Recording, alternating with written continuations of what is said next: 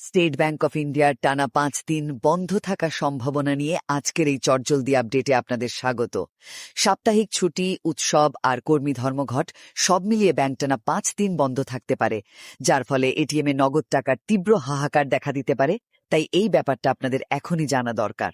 ভাবুন তো, উৎসবের ঠিক মুখে যদি শহরের সব এটিএমে টাকা শেষ হয়ে যায়, তখন কি অবস্থাটা হবে? চলুন দেখে নিই ঠিক কী কারণে এই পরিস্থিতি তৈরি হয়েছে। প্রথমত, ২৩শে মে মাসের চতুর্থ শনিবার আর ২৪শে মে রবিবার হওয়ায় ব্যাংক তো এমনিতেই বন্ধ থাকছে। এরপর আবার ২৭শে মে বকরি ঈদ উপলক্ষেও ছুটি। তবে হ্যাঁ, জম্মু ও কাশ্মীরে বকরি ঈদের ছুটি ২৭ আর ২৮শে মে দুদিন থাকায় সেখানে ব্যাংক কিন্তু টানা ৬ দিন বন্ধ থাকবে। দ্বিতীয়ত, এই ছুটির দিনগুলোর ঠিক মাঝখানেই মানে ২৫ আর ২৬শে মে সোম ও মঙ্গলবার all India state bank of India staff federation টানা দুদিনের একটা ধর্মঘট ডেকেছে। নতুন নিয়োগ আর বেতনের বৈষম্য দূর করার দাবিতেই মূলত এই ধর্মঘট। দেখুন, বৃহস্পতিবারের বৈঠক তো কোনো কাজেই আসেনি, তবে শনিবার লেবার কমিশনারের সাথে তাদের আবার একটা আলোচনা হওয়ার কথা আছে।